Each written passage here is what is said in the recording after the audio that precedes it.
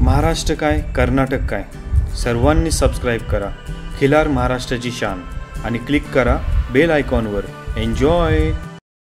माझं नाव गुरुप्रसाद दिलीप लाड, गाव कुंडल, mobile number 7517621515. मला का आता शर्यत क्षेत्र तसं पाहायला गेलं तर एका बंदी उठल्यानंतर एक मोठ्या उंचीवर आज गेलेलं पाहायला मिळतं. आज आम्ही तुमच्या दावणीला असलेल्या या बैलाची आम्हाला संपूर्ण माहिती द्या. कुठून घेतला, किती जाती आणि शर्यत क्षेत्रात आम्ही सध्या बरंचसं नाव या बैलाचं पाहतोय. हा बैल आपण ऐनवाडींच्या पाहुण्यांच्याकडं खरेदी केला आणि हा बैल आता 4 दाते. ओके.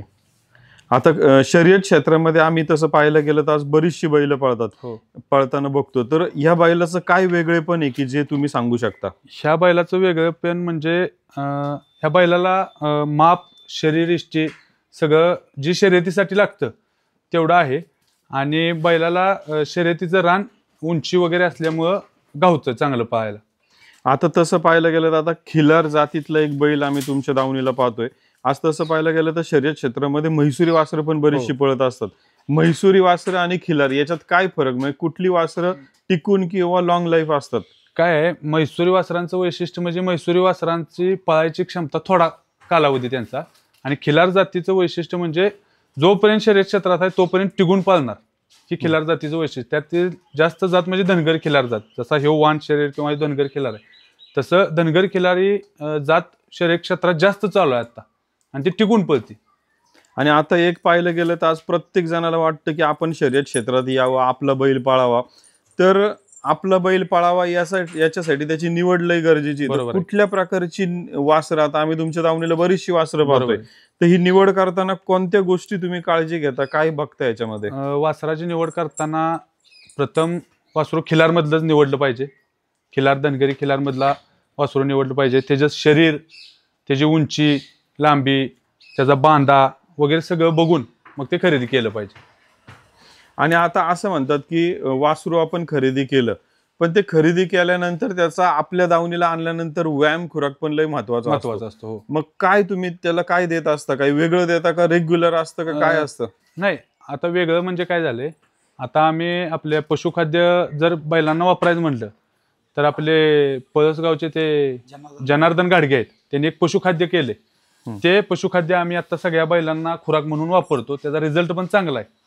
आणि दुसरं राहिली व्यायामाची गोष्ट, एक 4-5 दिवसानंतर छकड्याला झोपून, मोकळं झोपून, पवनी वगैरे देऊन जास्तीत जास्त जनावर हाताव कसं आणता येईल याचा प्रयत्न आमचा राहतो पहिल्यांदा वासरू आणल्यानंतर. ओके. आता एक पाहिलं गेलं तर आज दावणीला आम्ही जवळपास 3 लहान मोठी वासरं पण पाहतोय तुमच्या मोठ्या बैलाशिवाय. तर असं काय असतं का की वासरं जेव्हा आपण निवडतो तेव्हा 10 वासरं घ्यायची, त्यातली 2च पाळणार, का निवडच अशी केली जाते की हे पाळणार शुअर असतं? त्याचं निवडच वासराची अशी केली जाते आमच्या की ते आम्हाला त्यात काहीतरी पाळणारं घटक दिसल्याशिवाय आम्ही ती वासरू खरेदी करत नाही. आता जेवढी 2-3 आहे तेवढं त्यांच्याकडे स्किल आहे किंवा त्यांची शरीर रचना किंवा त्यांची जात गोत बघून आम्ही खरेदी केलेत आणि 100% येणाऱ्या काळात बैलगाडी क्षेत्रात आमचं नाव टॉपला नेणारी वासरं आहे. पण आता ही लहान आणलेली वासरं आहेत, समजा आता ही मोठी बैल आहे, मग लहान वासरांना काय ट्रेनिंग, आता ती नवीन आहे या क्षेत्रात, कसं म्हणजे त्यांना हे करतो आपण? आम्ही काय केलं, आता लहान वासरं आणल्यानंतर सुरुवातीला मोकळं चालवून आणतो. एक 2-3 किलोमीटर, 2-4 किलोमीटर, एक 4-5 तास चालवून आणल्यानंतर आपल्या बैलांच्या बरोबर, शहाण्या बैलांच्या बरोबर छकड्याला झोपून चालवून आणतो. एक 4-5 तास चालवून आणल्यानंतर परत फाटीला नेऊन त्यांना रेसल दिली जाते. आता आम्ही नुकतंच खरसुंडी यात्रेमध्ये होतो, आता यंदाची 2025ची. आता खिलार क्षेत्रामध्ये जर म्हणलं तर ही बैलगाडा शर्यतीला ज्या प्रकारची वासरं लागतात ती खरसुंडीमध्ये लय मिळतात. काल आम्ही यात्रेमध्ये जी विक्रीला वासरं आली होती तिथल्या शेतकऱ्यांना भेटीगाठी घेतल्या. त्यांचं पण म्हणणं असतं की लहान वासरांना लई पण लोड देऊन उपयोग नसतो, ते कमीत कमी 2 दातीपर्यंत थोडं थोडं. मग तुमचं सरावाचं कसा पॅटर्न असतो? महिन्यातनं एकदा, 15 दिवसात? लहान वासरांना आम्ही काय करतो, 15 दिवसातून एकदा छकड्याला झुपणं असेल किंवा जरी फेरा टाकायचं म्हटलं तरी 15-20 दिवसातनं एकदा आम्ही फेरा टाकतो लहान वासरांना. आता या बैलाच्या आम्ही बऱ्याचशा शर्यती पाहिल्या. तुमच्या आठवणीतली कोणती शर्यत आहे की ही आज आमची सगळ्यात आवडतीची शर्यत झालेली आतापर्यंतच्या? तशा बऱ्याच असतील, त्यातल्या त्यात आठवणीतली एखादी? हे जे गानंद मैदान झालं ना, आता गेल्या 1-1.5-2 महिन्यापूर्वी गानंदला मैदान झालं, त्यावेळेस गटाला आम्ही 3 नंबर तासा होतो. 1 नंबरची 2 नंबरची गाडी झुंपली नव्हती आणि पलीकडे 3 गाड्या होत्या, त्या पण दोन्ही गाड्या फायल झाल्या. गाडी एकटीच होती आणि तो जो आम्ही गाठलो तो बैल आतला होता, म्हणजे पब्लिकनं पळत नव्हतं, तरी सुद्धा बैलांना एकट्यानं गाडी खेचून लावली आणि सेमीला लक्ष्मणराव आणि द्वारली धारणं होत्या. थोडक्यात आमची सेमीला घासाघाशीत गाडी मार खाल्ली, पण आम्हाला मन समाधान वाटलं की मोठ्या गाडीला बैलांना जाऊन सामन्यात गाडीने. आता जसं तुम्ही म्हणलं की ह्याच्या जोडीचा दुसरा बैल पब्लिकच्या बाजूने पळणारा नव्हता, त्या गाड्या बाद झाल्या दुसऱ्या, तर आपला बैल कुठल्या बाजूला जास्त पळतो? आपला बैल दोन्ही साईड पब्लिकला पळतो, पब्लिकनं पण पळतो, आतनं पण पळतो. बैल चारी खांदी फिट आहे. आता असं म्हणतात की पब्लिकच्या बाजूने पळणाऱ्या बैलाला पब्लिकचा बादशाह असं बरीचशी नाव आहेत, तर पण त्या बैलाला एक वेगळंच महत्व आहे, म्हणजे ते सगळेच बैल नाही करू शकत. आता त्याच्यासाठी क्षेत्रात आहे ना पब्लिकनं पळणारी बैल खूप कमी आहे ती, आणि जे आता पळती ती तुम्ही बोलला तसं साहेब, ती खरोखरच पब्लिकच्या मनावरती अधिराज्य करणारी ती बादशाह आहे, ती काय ती. कारण काय असतं, बाहेरनं पळत असताना वेगवेगळ्या गावातून पब्लिक आलेलं असतं. मग कोण दगड मारणार, कोण टावेल टाकणार, कोण ओरडणार, हे सगळं बाहेरल्या पब्लिकचा अंगावर घेऊन परत तेवढं स्पीड लावून गाडी पुढे निकालावरती नेणार, तर ते पब्लिकच्याच बैलांकडून जाणार. त्यामुळे ह्या शर्यत क्षेत्रात फार कमी बैल आहेत, हाय ती खरोखर पब्लिकचं बादशाह आहे. हा, जसं आता तुम्ही म्हणले की काही जण दगड मारणार, काही टावेल हे करणार, किंवा काही एखाद्याला दिसत नाही तो तोंड बाहेर काढणार, तर ह्याच्यासाठी आपण जे म्हणतो की आपण असं म्हणूया की एक घट्ट काळजाची बैल लागतात या कामासाठी. तर मग हे त्या बैलाच्या जन्माला येतानाच अंगात गुण असतो का, हे आपण नंतर तयार करत असतो? आपण लावावं लागतो. म्हणजे काय, वासरू एखादं घेतल्यानंतर त्याला चालवणं असेल किंवा माणसांचा सहवास असेल, हा आपण वेळोवेळी दिला पाहिजे, तरच एखादा बैल पब्लिकचा बादशाह किंवा पब्लिकचं भिताड जे म्हणतात तर ते तयार होऊ शकतं. जर एखादं वासरू घेतलं किंवा गोट्यात बांधून राहिलं किंवा वस्ती जरा रानात असली किंवा तिथं माणसांचा सहवास जर नसेल, आणि ते वासरू जर आपण शर्यती क्षेत्रात मैदानानंतर गेल्यानंतर ते माहोल बघून किंवा ते माणसं बघून वासरू थोडं भीती खातं आणि दबकतं, त्यामुळे ते वासरू पब्लिकला पळू शकत नाही. लहानपणापासून जे वासरू माणसात रुळांगले ते वासरू पब्लिकला पळू शकतं. आता जसं तुम्ही म्हणले की काही वासरं रानामध्ये असतात, त्यांनी मनुष्य वस्ती पाहिलेली नसती, काही नसती, मग आता अशा आम्हाला चॅनलचे ह्याला लई फोन येत असतात, मेसेजेस असतात की आमची गाय नवीन घेतली, कालवड नवीन घेतला, खोंड नवीन घेतलाय, पण ते एवढं बुजार आहे की मालकाला पण जवळ येऊन देत नाही, वैरण टाकून देत नाही, सोडबंद करून देत नाही. मग अशा कालवड खोंडांसाठी तुम्ही म्हणजे काय सांगता, काय पद्धतीने ते माणसळलं पाहिजे?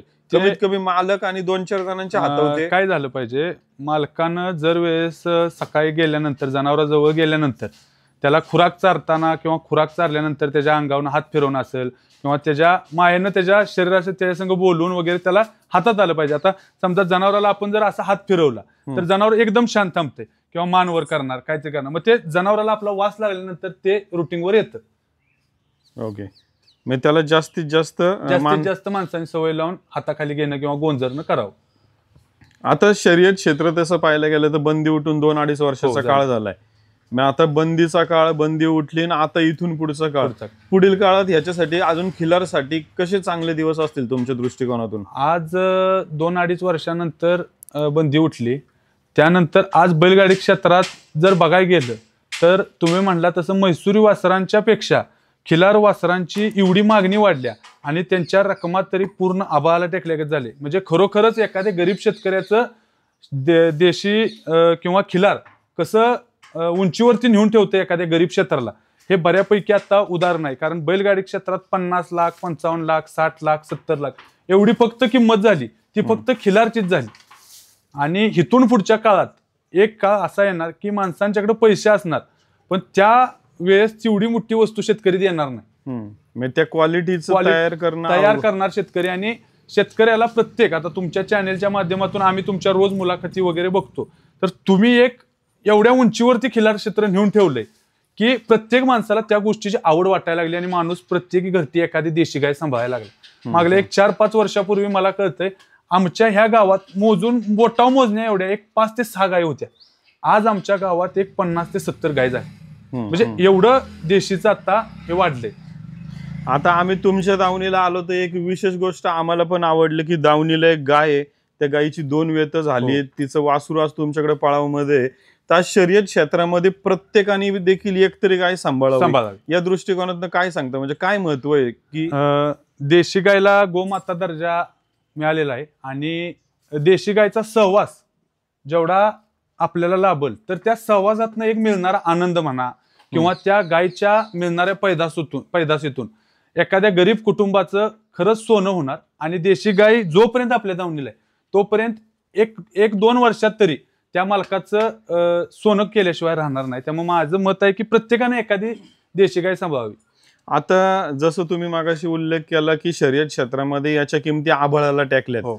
आज आता तसं पाहिलं गेलं तर पैसे बऱ्याच जणांकडे आपण म्हणू, चला कोण गरीब आहे असतला विषय सोडून देतो आपण, पण आपल्या दावणीला असलेल्या गायीपासून एखादं वासरू तयार करणं, घडवणं, ते शर्यतीत पळवणं, ह्याच्यातलं काय विकतचं घेणं, आपल्या घरी तयार करणं, काय वेगळेपण आहे? विकतचं घेणं म्हणजे काय आहे, विकत कोण घेतं? ज्यांच्याकडे पैसा वगैरे आहे, जे मोठी लोक आहेत, शेठ लोक आहेत, ते डायरेक्ट पैसा देऊन नावासाठी बैल विकत घेतात. पण शेतकरी काय करतो, आपल्या घरच्या गायचं कोंड आहे त्याला चांगलं शिकवण देऊन किंवा त्याला तशा पद्धतीचा खुराक देऊन तो स्वतः त्या देशी जनावरांवरती प्रेम करणारा शेतकरी असतो. त्यामुळे त्या पैदाशीचं वासरू, घरच्या पैदाशीचं वासरू शेतकरी त्या ताकदीनं सुरुवातीपासून त्याच्यावर लक्ष देऊन तयार करत असतो. आज आता या मुलाखतीच्या माध्यमातून एक सुंदर माहिती घेतली. आता आम्ही तुमच्या दावणीला असलेल्या काही वासरं पाहतोय, तर आता हे वासरू आम्ही समोरचं पाहतोय, कुठून घेतलं, काय घेतलं, ही माहिती द्या जरा आम्हाला. हे वासरू आपल्या गायचंच वासरू आहे, घरचं. सलगरचे पिंटू माळी, त्यांचा नाक वाकडा वळू जो आहे त्या वळूची पैदास आहे. आता वासराला एक 8 ते 9 महिने झालेत. ओके. आता थोडस आम्हाला हे विचारायचं, इथून सलगर किती किलोमीटर आहे तुम्हाला? इथून सलगर आम्हाला 90 ते 95 किलोमीटर आहे. मग आता तसं पाहायला गेलं तर बरेच जण गायी घेतात आणि त्या गायीपासून पळाव पैदास व्हावी याचा प्रयत्न करतात ते. मग गायी मालकानं वळूची निवड कशी केली पाहिजे?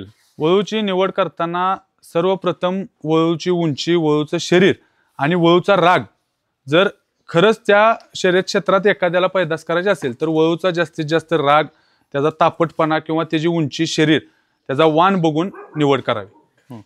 आता अजून एक ह्या वासराच्या ह्याच्यातनं एक प्रश्न विचारावा असा वाटतो की तुम्ही आता हे तुमची गायीला सलगरला नेलं, तिथं भरली, मग आज हे तुमच्या दावणीला किती महिन्याचं वासरू आहे? 8-9 महिन्याचं वासरू आहे. आता हे विचारायचं आहे की इथून सलगरला जाणं, तिथं वळूची काही फी असेल 1000-2000 ती देणं, आणि आज 6 महिन्याचा वासरू तयार होईल तोपर्यंत येणारा जो काही खर्च आहे तो खर्च, आणि आज हेच वासरू जर तुम्ही मार्केटला घ्यायला गेले तर तो खर्च, कुठलं सगळ्यात सोपी पद्धत आहे की आज म्हणजे गायीपासून तयार करणं? गायीपासून तयार केलेलं वासरू कधी पण चांगलं. आज हे परवडणार पण आहे. आज हे जर वासरू आपण मार्केटला घ्यायला गेलं तर 60-70 हजार रुपये, 80 हजार रुपये घालवावे लागतात. पण जर स्वतःची पैदास असेल तर त्याला खर्च कमी येतो. थोडाफार गाय वगैरे ट्रॅव्हल्स वगैरे होतं, पण जर खरंच चांगली पैदास करायची असेल तर माणसांनी चांगला वळू बघून ट्रॅव्हल्स वगैरे करून गाय गाप घालवावी. मंडळी, आता इथं या मुलाखतीच्या माध्यमातून या मालकांनी एक चांगली गोष्ट सांगितली, ती आवर्जून परत रिपीट करावीशी वाटते.